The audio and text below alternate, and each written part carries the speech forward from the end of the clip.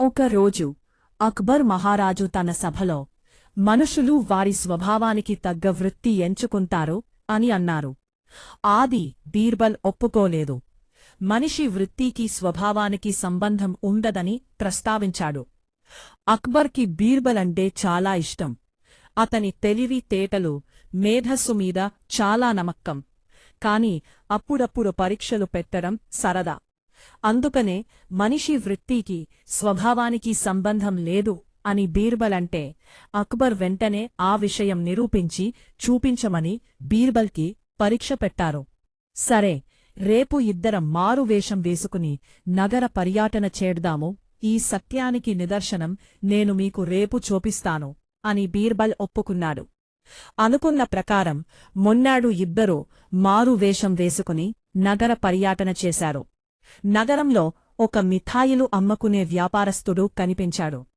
బీర్బల్ చాలా దీనంగా మొహం పెట్టి మిఠాయిలు అమ్మకుని అతని దగ్గరికి వెళ్లి, మేము పోరుబూరినుంచి వస్తున్న బాటసారులము. దారిలో దొంగలు పడి ఉన్నదంతా దోచుకున్నారు. ఇప్పుడు చాలా ఆకలి వేస్తోంది. కొంచెం సహాయం చేస్తారా? తినడానికి మీ కొట్టులోంచి ఏమైనా ఇప్పించండి అని నాటకమాడాడు. మిఠాయి కొట్టులో కూర్చున్న వ్యాపారస్తుడు చీదరించుకుని, ఛీ, ధందా చేసుకునే టైంలో ఈ గోలేంటి? నిన్ను చూసి కొనేవాళ్లు కూడా రారు. పో పో అని చికాకుగా ఠుత్కరించాడు.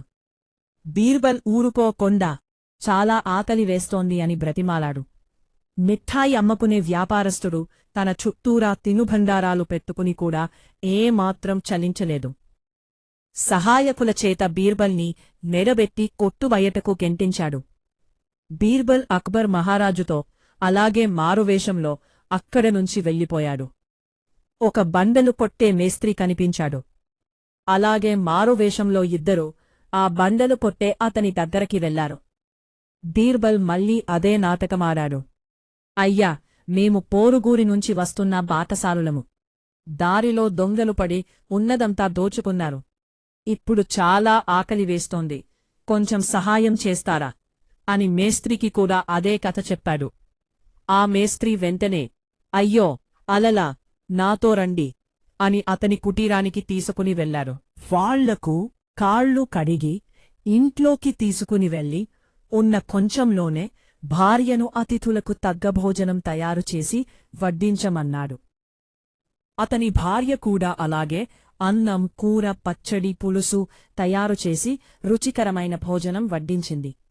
భోజనం అయ్యాక కొంచెంసేపు విశ్రాంతి తీసుకోమని అరుగు మీద మంచాలు నీడలోకి లాగి అక్బర్ బీర్బల్కి విసినికర్రలు ఇచ్చాడు. ఇలా మర్యాదగా అతిథులులాగా సత్కరించాడు. సాయంత్రానికి అక్బర్ బీర్బల్ సెలవు తీసుకుంటుంటే దారిలో తినడానికి కొంత తినుబండారం ఒక మూటలో కట్టి ఇచ్చాడు. తిరిగి సభకు చేరాక బీర్బల్ అక్బర్తో, ప్రభూ, చూసారా, మిఠాయిలు చేసే వృత్తి ఎంచుకున్న వ్యాపారస్తుడికి తీయని స్వభావం లేదు. అలాగే బండలు పొత్తుకునే వృత్తి ఎంచుకున్న మేస్త్రికి సక్త హృదయము లేదు.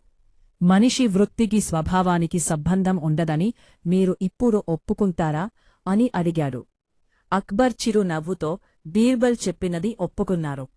ఆపదలో ఉన్న బాటసారులను ఆదుకున్న ఆ మేస్త్రికి, అతని కుటుంబానికి బహుమూల్యమైన బహుమతులు పంపించి కృతజ్ఞత తెలియచేసుకున్నారు.